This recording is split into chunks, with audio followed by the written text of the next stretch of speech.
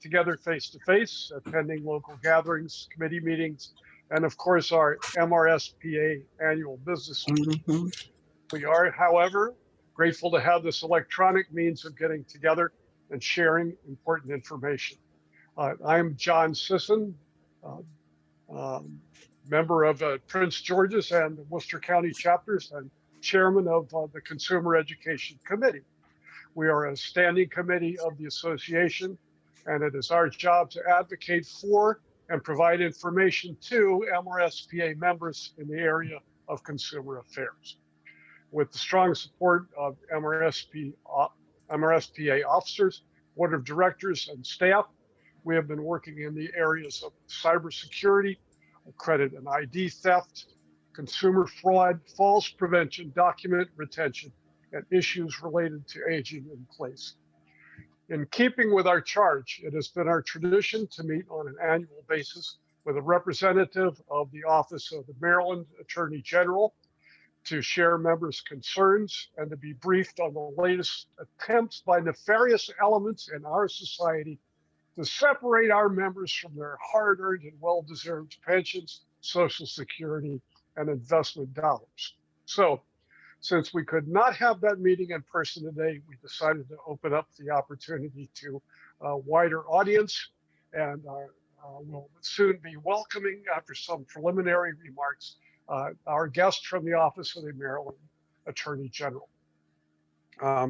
First of all, I'd like to introduce our committee members and give you some logistical information, and then we'll go directly into our presentation. Last several years and really enjoyed our meetings and found them to be very informative.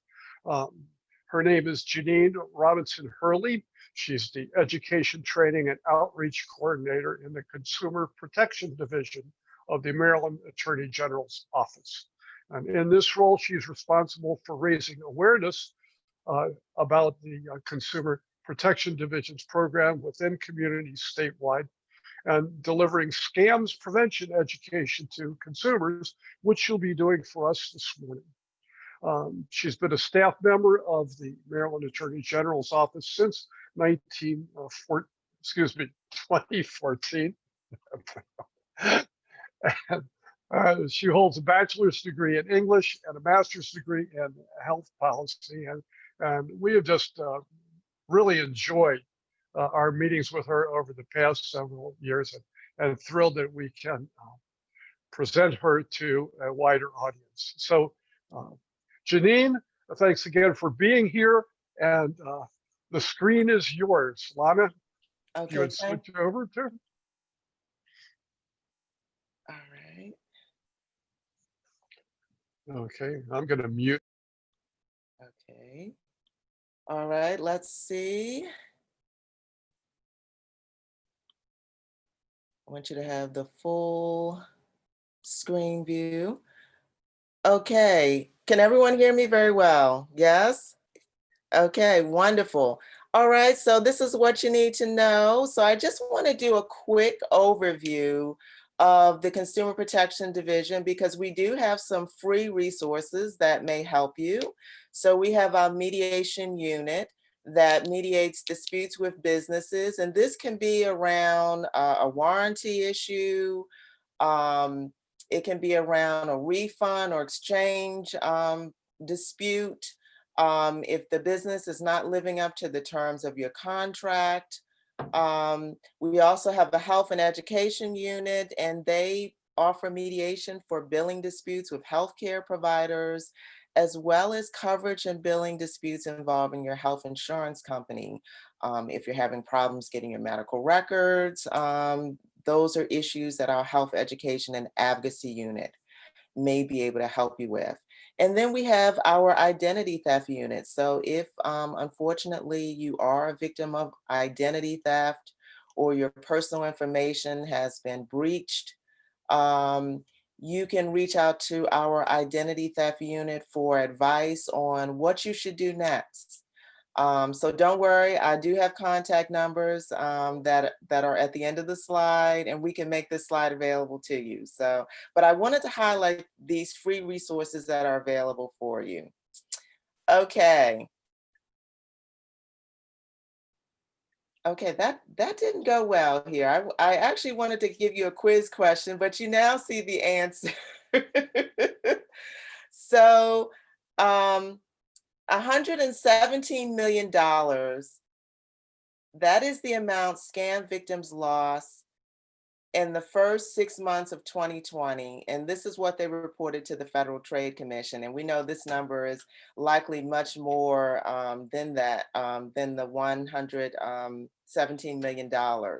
So that's a lot of money. And unfortunately, the pandemic has created opportunity for scammers. And one of the things that I want to talk to you today, I want to go over some COVID-19 scams, some other scams to be on the lookout for, but I also want to talk to you about the warning signs of scams, as well as offer some tips.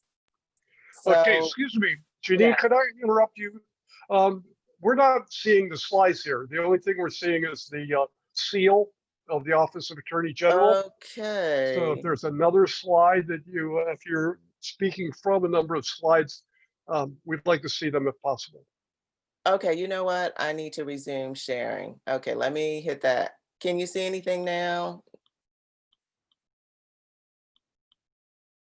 Just the seal. Just the seal of the Office Just of the the Attorney seal. General. Okay. Let me stop and start over again. Okay, we'll be patient because we all struggle with this. All right, let's try this again. Okay, can you see Oh. anything now? Yes, we All see a right, slide. sorry about that, folks. Looks good. Yeah. Okay, technology, you gotta love it. These are just some statistics that I want you to be aware of. So only 1 in 44 scam victims actually report their crime or report being a victim of a crime to authorities. The telephone is the most common method that scammers are using to reach their victims. But this is the thing I like to remind people is that anybody can be a victim of a scam, including me. And this is one of the reasons why scammers are playing on your emotions. The other thing is they're catching you off guard.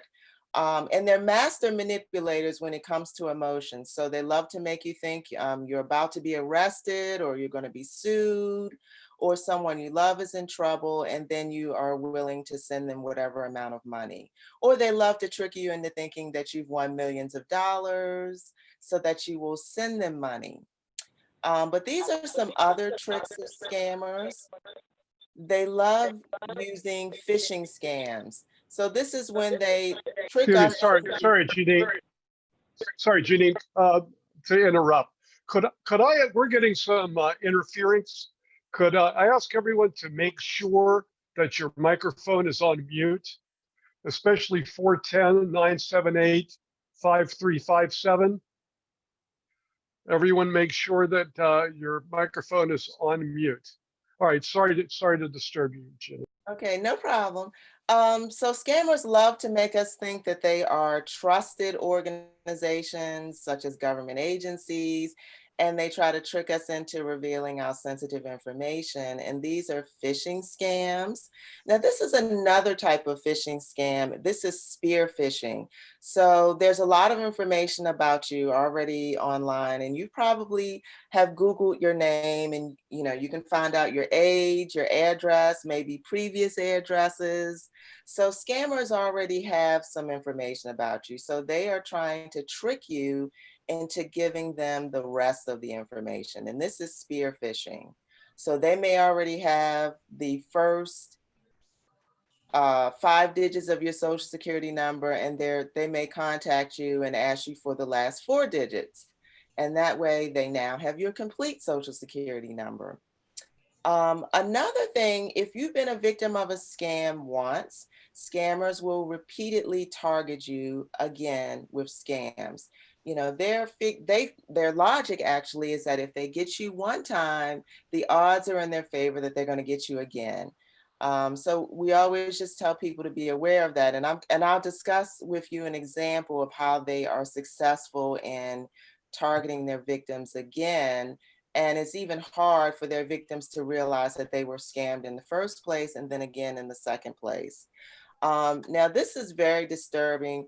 If you've been a victim of a scam, they will often contact you again and they will tell you, you committed a crime when you sent me money the first time, and I'm going to turn you over to the police unless you continue to pay me. And these extortion or blackmail attempts are very terrifying. And, it's hard to reason with folks when you tell them you didn't commit a crime, don't pay these scammers any more money. You should go to the police because they're the criminals, not you. So just be aware of that as well. Okay, so what is the most common form of payment requested by scammers? I'll let you take a few seconds to think about that. Okay. If you said money wire, then you are correct. So I want to jump into some of the telltale signs of a scam. Scammers love money wires, and it's because it's difficult to trace. They can remain fairly anonymous. It's a quick way of them getting cash. It's a quick way of getting cash. They can get the funds from anywhere in the world. They can use a fake name, and in some cases, they will actually pay someone to actually go in to pick up the money wire funds. So the actual scammer is never seen on any kind of surveillance video. So it's a great way for them to hide, but yet get funds from their victims. And one other thing about money wires, increasingly, we're hearing from victims that scammers are coaching their victims when they go and order their money wires to be deceptive, because what's happening is that stores and banks are training their staff to ask people questions. So they will ask you, do you know the person that you're sending this money wire to? What relation are they to you? And they're telling you, well, say you're sending it to your niece, or say you're sending it to your daughter-in-law, which actually should be another red flag. If someone is telling you to be deceptive, when you're being asked who you're sending this money wire to, that's another sign that, this is not, something is not right. But I just wanted to point that fact out. This is another sign you're dealing with a scam: when you're told to send money using a green dot card, which is a prepaid debit card. And you can find these in the gift card section of stores. And they will often tell you to call me when you're in the line, in the cashier's line. And the moment that cashier activates that card, they want you to give them the reference number that's on the back of the card so that they can drain the funds off those cards. So again, if someone says pay using a green dot card, a red flag should go off that this is a scam. Okay, this is another sign: gift cards. And iTunes and Amazon, Google Play, those were the most popular gift cards that scammers wanted. But in the last year, according to the Federal Trade Commission, eBay gift cards was the most common form of gift card payment that scams wanted. So the thing to remember is that gift cards are used to purchase things on a company's website, or it's used as a gift that you're giving someone. It's not used to pay back taxes or to send money to someone, supposedly a grandchild who needs bail money. You wouldn't be sending funds using a gift card. But again, scammers can convince you to do so. Okay, this is another common scam: You get a check in the mail, you weren't expecting it, and it's actually from a scammer, but it looks very legitimate. And these fake checks are so good that they will convince the bank oftentimes to allow you to deposit that check, because that's what you're told. Deposit this check into your personal checking account, keep a little bit of the money for yourself, and then send the majority of the money to a stranger or to the scammers. And of course, if you do that, that check will not clear and you're going to be sending them your money. So that's going to be a financial loss. So I would be a little bit suspicious of checks that are appearing in the mail, even though they may seem to be legitimate. Okay, and this is a classic one. You've won $5 million, but you need to prepay your taxes, or you've won a free trip to Europe, but you need to pay a processing fee. You know, winning is always free. So be suspicious if someone is telling you you need to pay money in advance in order to win money or to receive money. Okay, and the last sign is when you did not initiate the contact at all, and the other party is telling you they need some personal sensitive information. Your social security number, your checking account information, your credit card information, um, your banking username and password, and increasingly your health insurance information. These are information that scammers are seeking for identity theft purposes and of course to steal your money. Okay, as promised, some COVID-19 scams.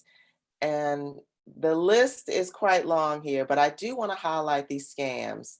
Um, so scammers are selling us bogus cures, bogus vaccines, bogus treatments, and you may be seeing some of these offers online. So the best advice is definitely to ignore these offers, but also be aware the FDA has started to approve some at-home COVID test kits. So scammers are now offering you phony test kits. And if you buy their test kit, the results that you get are not going to be worth anything really. So you're wasting your money.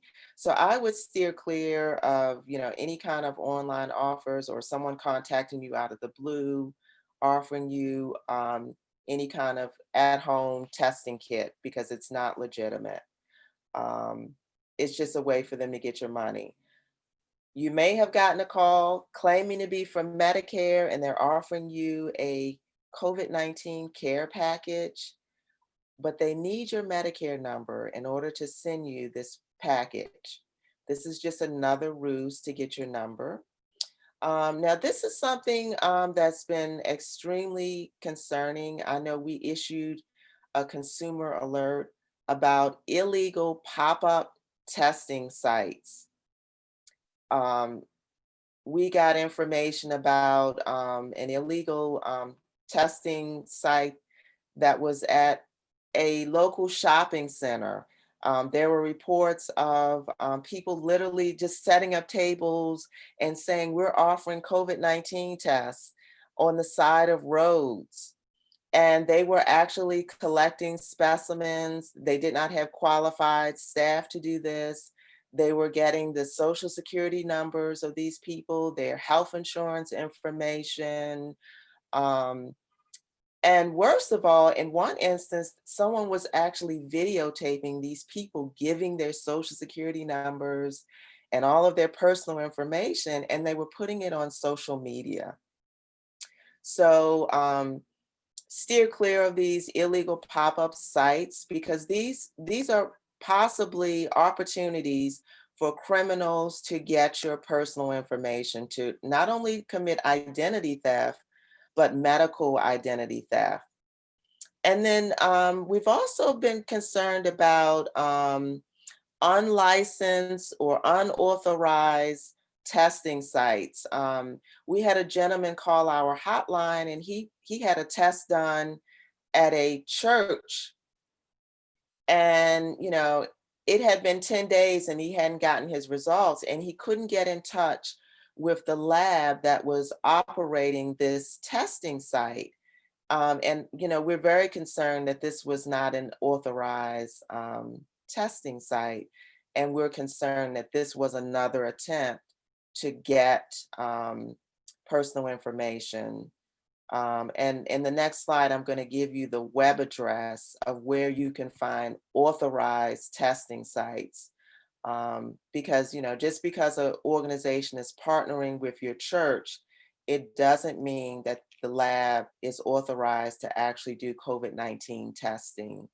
Um, and you can't trust the results of any COVID-19 tests that you get from these unauthorized sites, but then you are definitely putting yourself at risk for identity theft with these unauthorized sites. Okay, so everybody's interested in the vaccine. So you may have gotten a call saying, well, you need to reserve the vaccine, but we need a fee from you first. So give us your credit card number.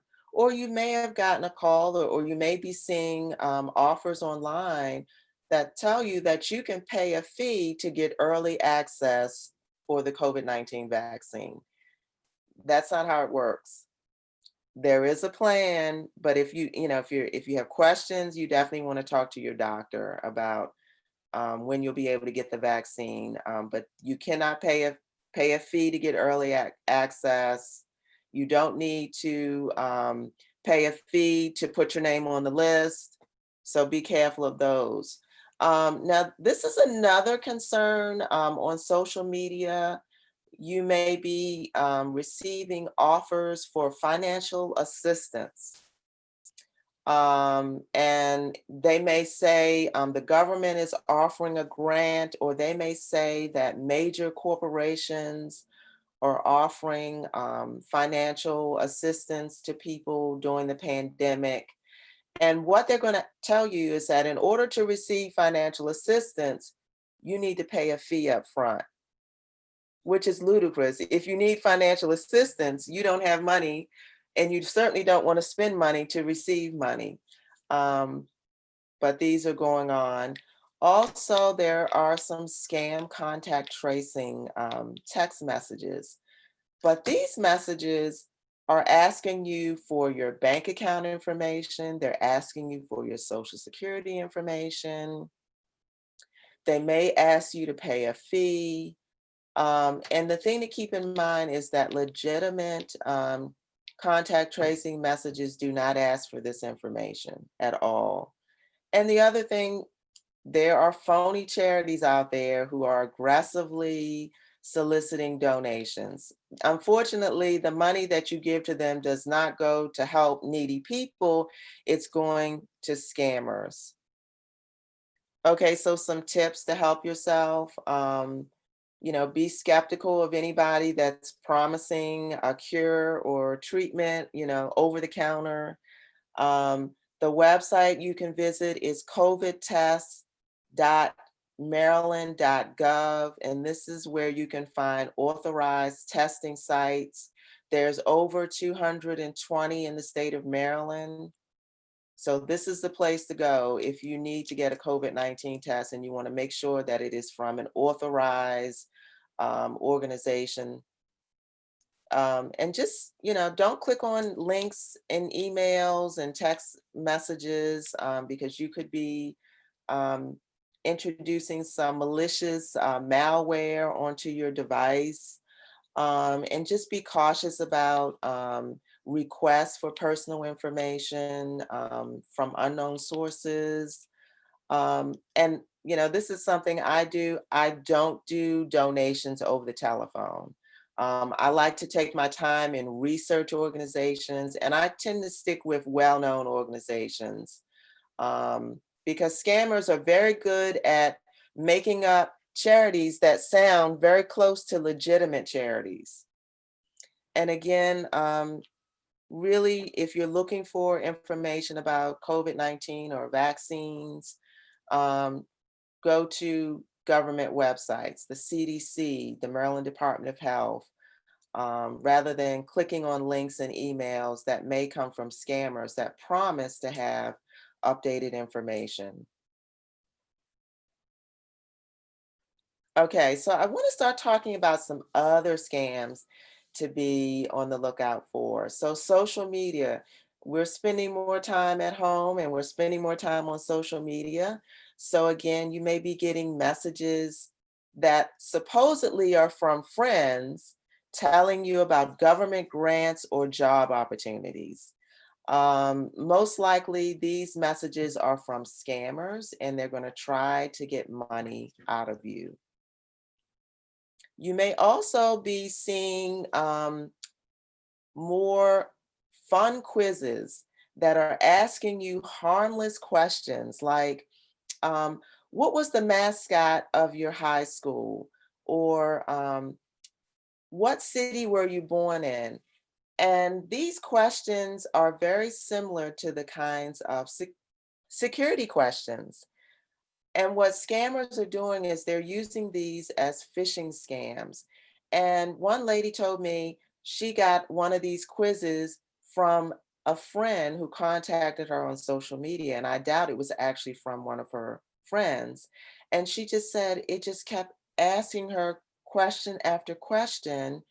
And it was just like this endless series of questions. And she eventually stopped, after 15 minutes of answering questions. Um, and again, these were security type questions. So this was a phishing exercise.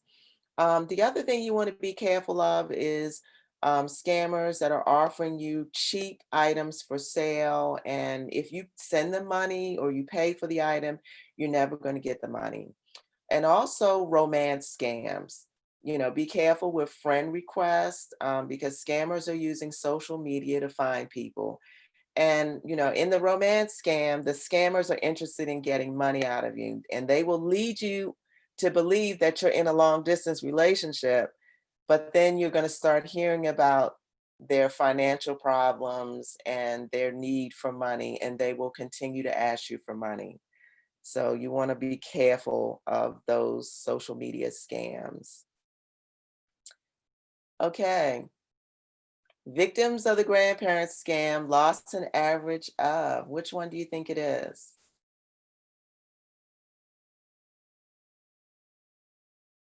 If you said B, 9,000, you are correct. Now that is a lot of money. And I actually met a gentleman who was a victim of this scam, and he lost $9,000.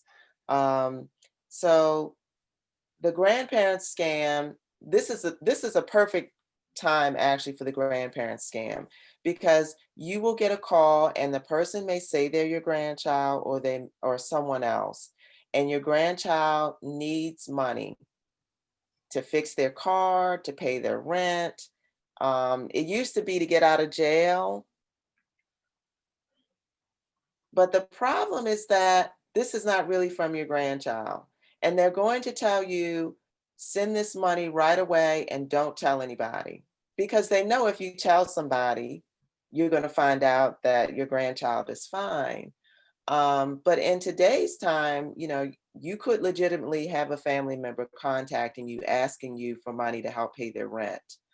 So this is the advice we give to people is don't send money, contact the family member who supposedly needs help, contact other family members.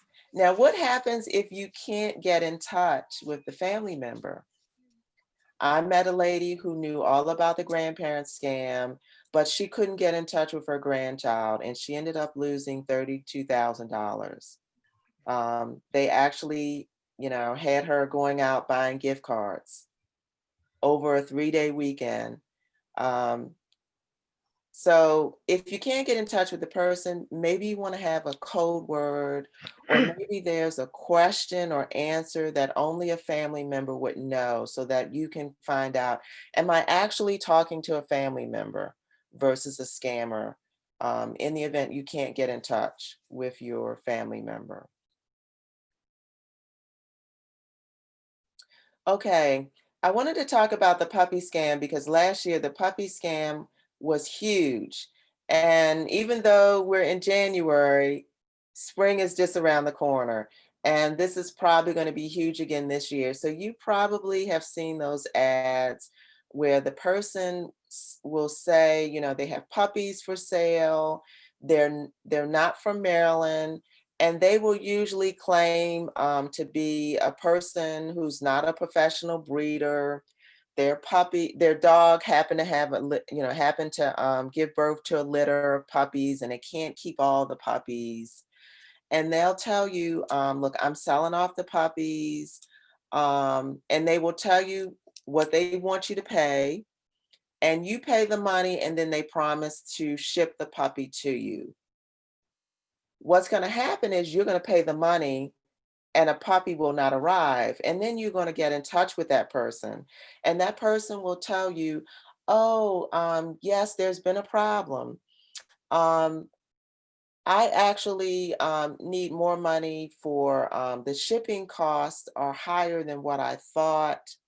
The insurance cost is higher. They're going to have some reason why they need you to send more money. But they promise you once you send them the money, the additional money, they're going to go ahead and ship the puppy. You send the money and they never send the puppy. And at this point, you may not be able to get in touch with them anymore. So just be, there are plenty of, animals that are available locally, from your rescues to look at. I would steer clear of those kinds of ads. I would also steer clear of the free pet to a good home ad, because what they will tell you is, um, all I need is money to cover, vet bills that I've paid for, um, and for supplies that I just want to get what I put in with this animal. And of course, they want you to pay this money up front, and they're not going to send the pet to you. So I would go locally where you can actually see the pet and not deal with people that are out of state and you don't know who you're actually dealing with. Okay, so I want to move into some phishing scams. So I wanted to include this one because all of us are buying more online these days. I know that I am. So it's not uncommon for you to get a call or a message from your credit card company wanting to know if you made a purchase, a suspicious purchase. And the call goes like this. You get a call and they say, well, Miss Jones, we see a $35 charge on your account from a Shell gas station in Tampa, Florida. Did you make this purchase? And you say, no, I'm here in Maryland. I haven't been to Tampa. So they say, okay, we're going to open a fraud investigation.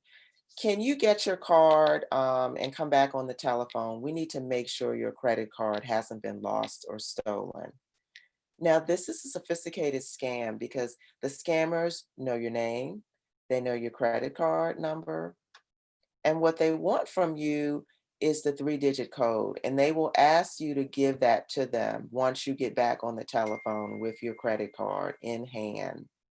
Um, and of course, if you give them the code and they already have all the other account information about you, they can then make purchases using your credit card. So if you get a call and you're not sure if it's from your credit card company, you can call the customer service number that's on the back of your card and ask them to transfer you to the fraud department because, you got this call and you want to make sure that it's legitimate. If you start getting the vibes that maybe something isn't right and you have concerns about whether there was a suspicious purchase with your card. Okay, here's another scam. Amazon has been doing record sales during the pandemic. So you get a robocall and it's a recorded call and it says there's a problem with your account, and it may be a suspicious purchase, a lost package, or an order that they can't fulfill. So they're going to tell you to press a number so you can speak with a customer service representative. Please don't press that number, because if you do, you're going to talk to a person and they're going to convince you to give them your username and password, or possibly your credit card number. So Amazon doesn't do these calls. So be on the lookout for this one, because this one can get you, because so many of us are making purchases with Amazon. Okay, this one is an Apple scam. So again, it's very similar. It's an automated call, and they tell you that there's suspicious activity on your iCloud account due to your account being breached. And this one gets people's attention. They tell you you need to speak to a customer service representative before using your device because of this suspicious activity. So you're directed to press a number to actually speak to a live person. And again, this is another attempt to get your iCloud username and password. They may try to sell you something so that they can get your credit card number as well. So again, if you have any concerns about your account, contact Apple directly. But I would not give any information to someone that's calling you out of the blue, claiming to be from Apple. Okay, the phone rings and the caller says he's from your bank. He asks you to confirm your social security number to verify he's talking to the account holder. Is this a potential scam? Some of you think yes. Okay, it is a potential scam. And the reason why, you didn't initiate the call, right? And this person is asking you for sensitive information. So this leads us to the next scam. Now, this one is very terrifying, especially in these times. The person claims to be from your bank and he tells you your account has been temporarily suspended. Okay, this is scary because you want to be able to access your money when you want to access your money. So to reactivate your account, all you need to do is confirm your information. So it could be your account number that he wants you to confirm, or it could be your social security number as well. So if you get a call like this, hang up. Get your banking statement, contact the bank, and explain you got this call, you have concerns, and find out if, verify that your account is safe and secure and that you have access to your funds. But definitely don't take the bait with this call. Okay, I included this one because this scam continues to go on. And this is the scammers will claim to be from the Social Security Administration. And they're telling you that your Social Security number has been deactivated or your benefits have been suspended due to fraudulent activity involving your Social Security number. So they're going to ask you to confirm your Social Security number. And then they tell you if you want to get a new Social Security number or to reactivate your benefits, you need to pay a fee over the telephone. The Social Security Administration does not call you if there is a problem with your Social Security number. Most likely you would get an official letter. But this is what we're telling people because scammers are getting smart now, and they can easily send you a phony letter and make it appear to be from the Social Security Administration or the IRS or any government agency. So even if you do receive something in the mail, our advice is to verify that it is actually a legitimate piece of correspondence from the agency that it claims to be. Not by calling the number that may be in the letter, but actually Googling the agency and looking up their telephone number and contacting them to ask them, did you send me this letter? and have them look it up in their system, and they'll be able to tell you if it's legitimate or not. Um, and I've provided you with the Inspector General's office number for the Social Security Administration, because this scam has just been, you know, wildly popular, unfortunately, because scammers are catching a lot of people with this scam. Okay, this is another one that can get us. So you might receive an email and it will claim to be from Walmart or from Target, and they will say, we're doing a customer service survey. If you participate in this survey, we'll give you a gift card. So they will ask you to fill out this survey. Now, if you do participate, you're going to start to notice that there's a lot of personal questions in this survey. It may ask you for your social security number, your date of birth. It may start asking you about your income. This is a phishing scam. Walmart and Target are not conducting customer service surveys. So if you get an email and it claims to be from a company and they want you to fill out a survey and they're promising you a gift card, I wouldn't take the bait for that.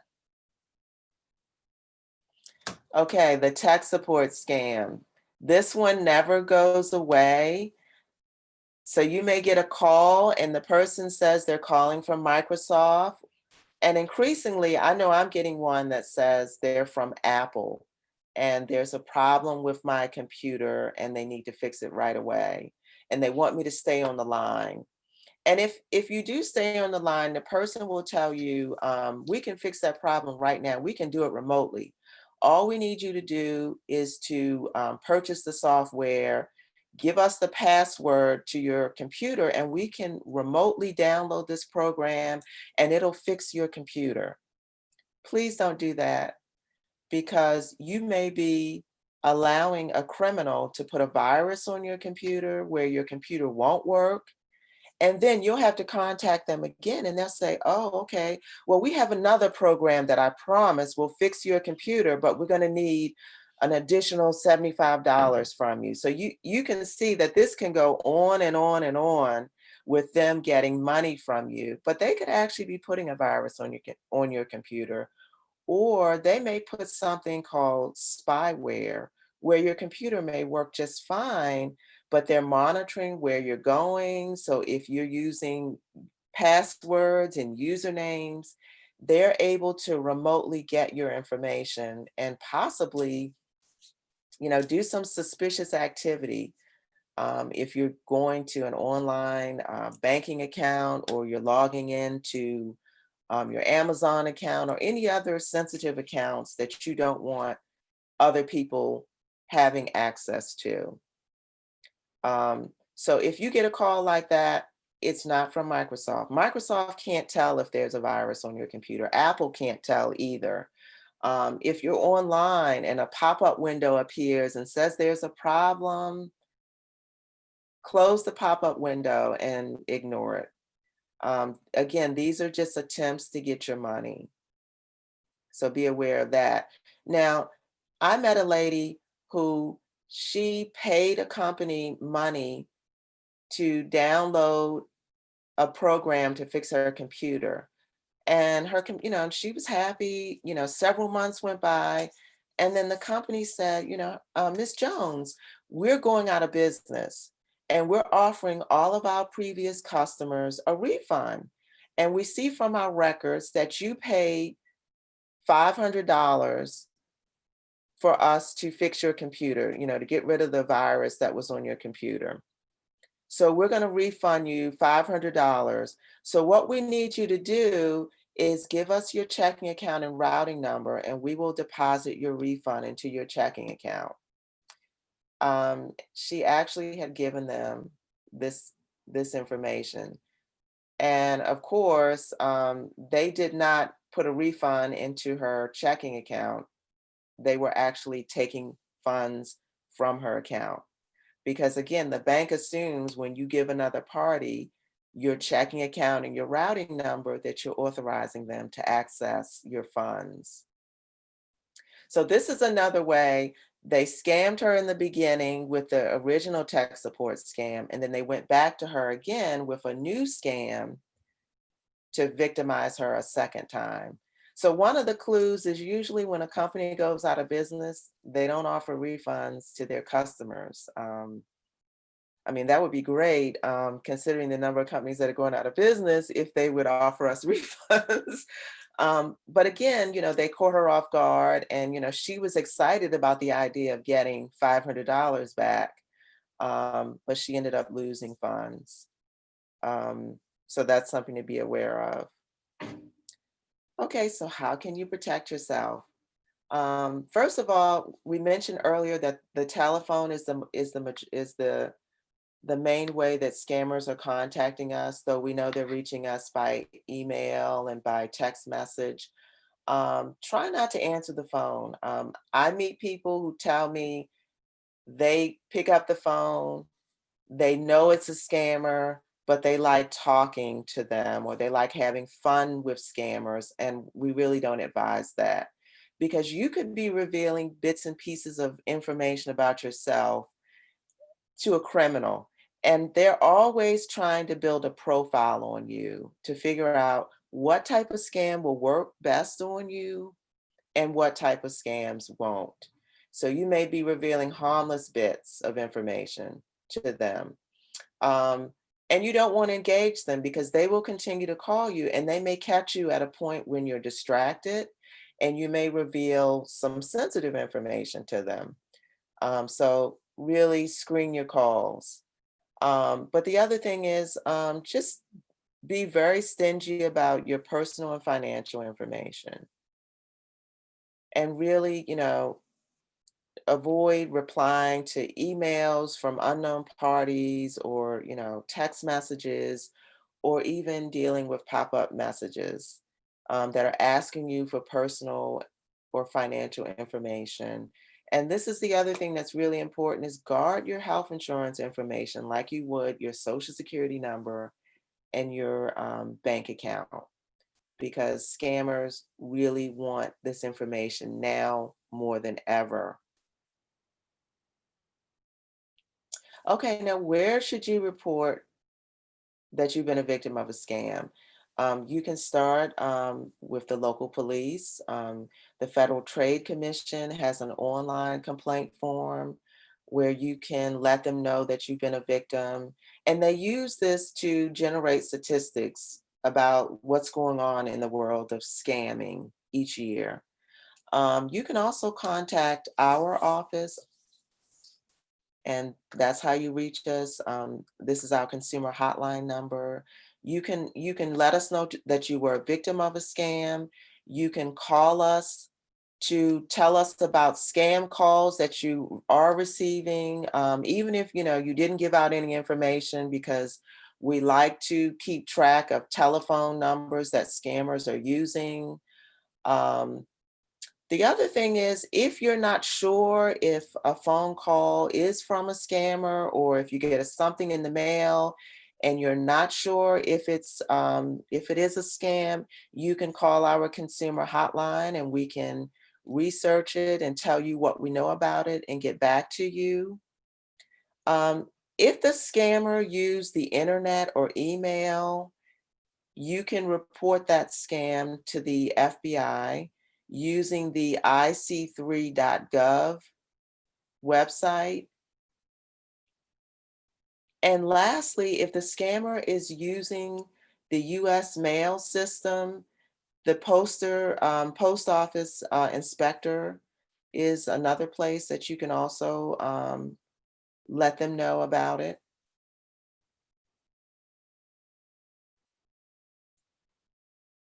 And then I promised that I would give you the contact numbers. So the mediation unit, you can reach the mediation unit using our consumer hotline, and then our health education and advocacy unit. This is their contact information, and then our identity theft unit. And then I'm open for any questions you have. Great. Janine, thank you very much. Wow, so much information. We have two questions. One question from Norma was, what and how do we report scams? And I think you just gave us that information. And I would ask Wanda, would you please talk to Frankie and see if we can have this contact information put into our Consumer Connection newsletter uh, in a future issue. This is very good for us to have on hand. Another question we had from Evelyn was, how do you check or verify a tech support scam? How would you do that? Would you um, uh, would you like if it purports to be from Apple or Microsoft? Uh, would you say you can totally ignore that because Apple or Microsoft would never contact you in that manner? It's, Or I'm sorry. go ahead. Go ahead. Go It's ahead. highly unlikely that Apple and Microsoft would have the ability to identify individual consumers who have a virus on their computer or on their, um, on their other device.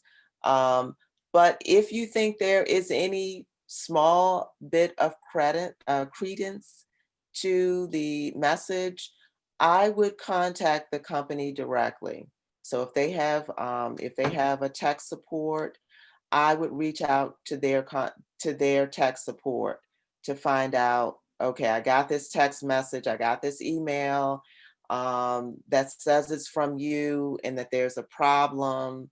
I would do my homework. I would verify that it is true rather than assuming it's true and responding to it. Okay. All right. Thank you. We have a question from John. Specifically, what do scammers do with your health insurance information if they get it out of you? This is a good question. We know with Medicare, they will bill Medicare for services that you didn't receive. So you may see it you're most likely to see it with durable medical equipment. Because if you think about it, Medicare is such a huge program, they do not have the manpower to review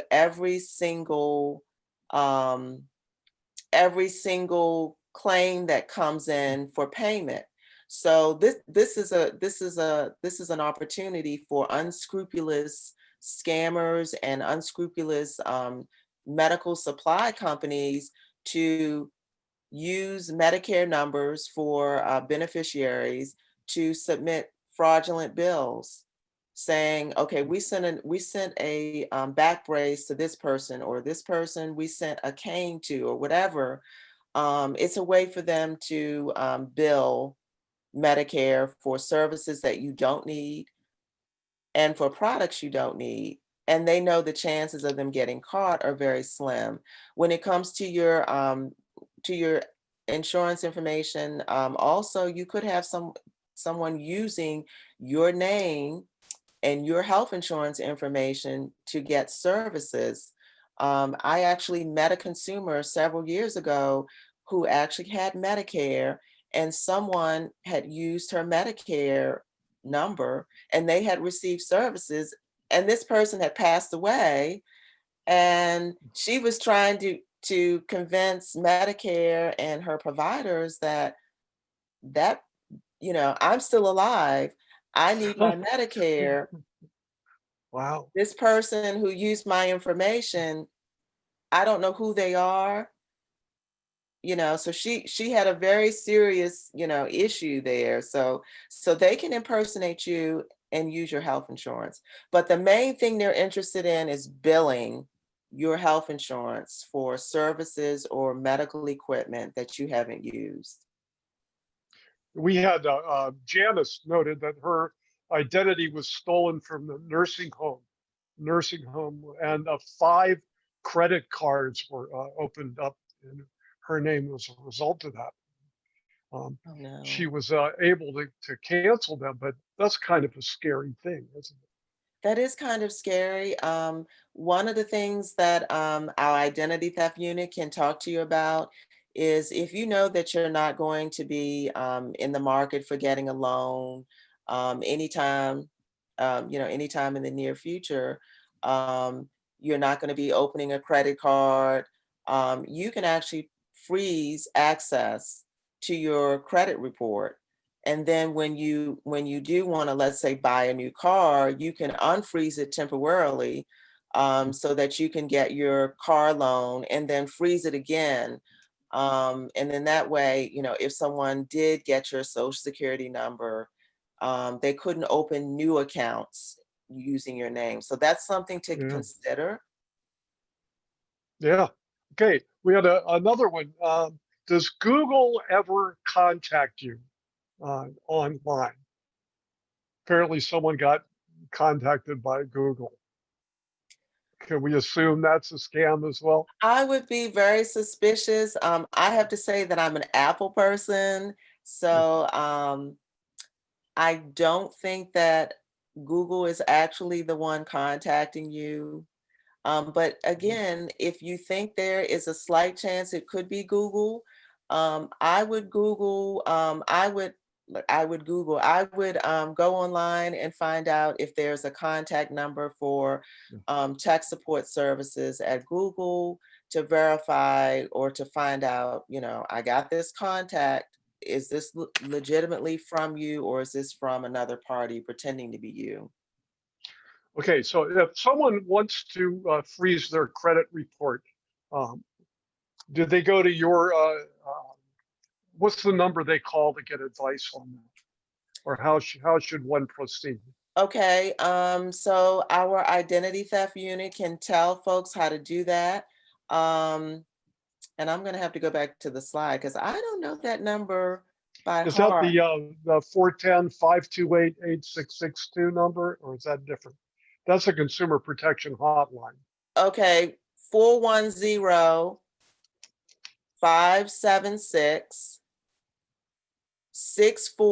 410-576-6491.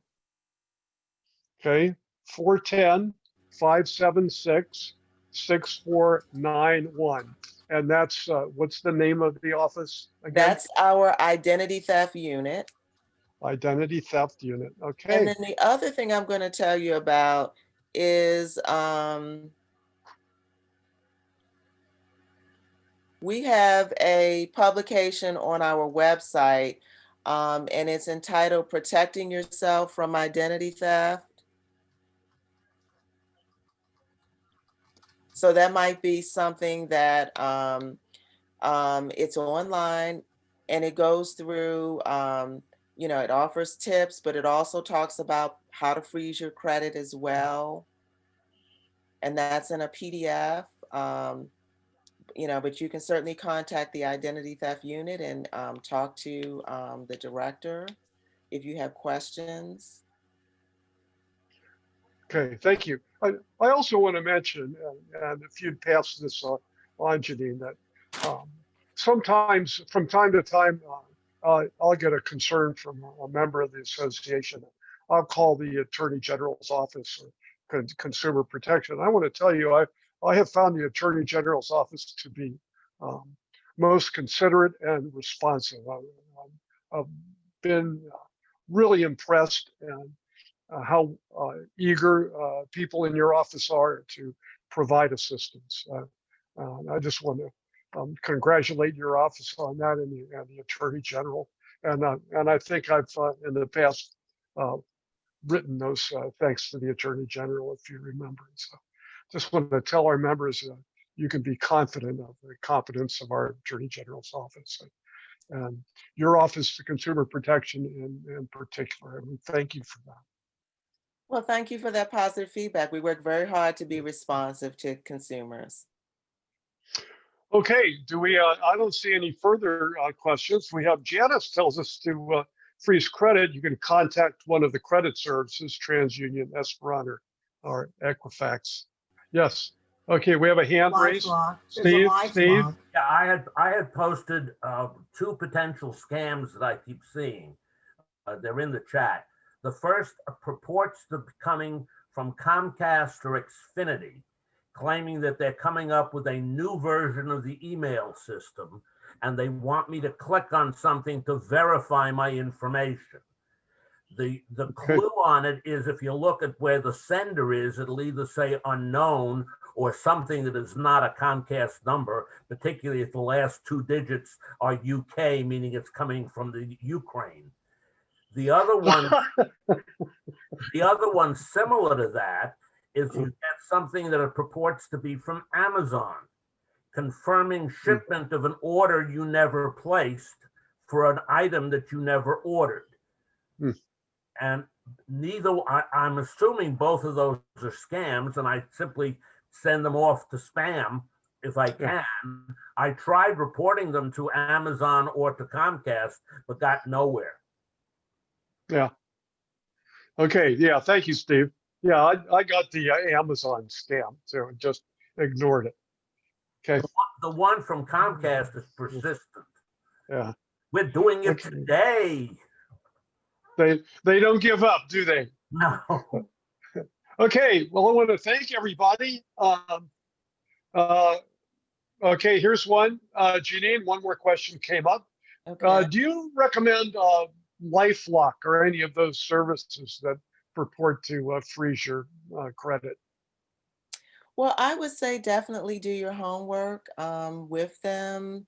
I mean, you can freeze your credit and it doesn't cost you anything. I've actually done it myself by contacting each of the credit bureaus directly. And that booklet I was telling you about, the identity theft booklet, gives you the contact numbers for how to do so. But the thing to remember with LifeLock and some of those other credit monitoring services, they're very good for monitoring any new accounts or any new activity, but they don't monitor your existing accounts.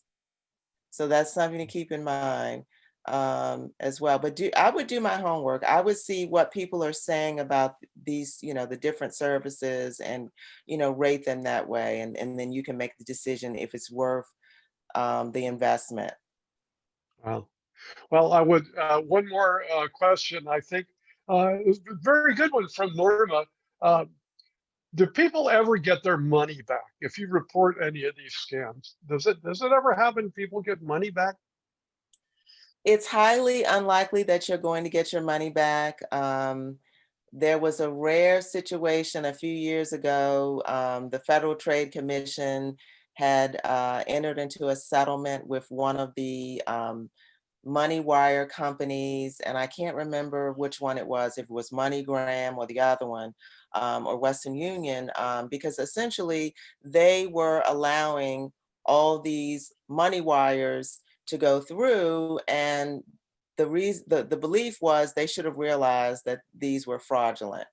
But they allowed them to go through so that they could, make money, because they get a fee with each money wire. So those consumers who contacted the Federal Trade Commission and filed reports, they were actually able to get a refund. But in most instances, it's very difficult. But certainly if you are scammed, it doesn't hurt to let the company know that you've been scammed, and let them know the amount that you're out of, to see if they're willing to make an exception. Yeah. Okay, I want to thank you so much, Janine. I want to mention to everybody that this presentation has been recorded and will be available on the MRSPA website in a few days. So you can review it yourselves, look over the information, get the information that maybe you couldn't write down.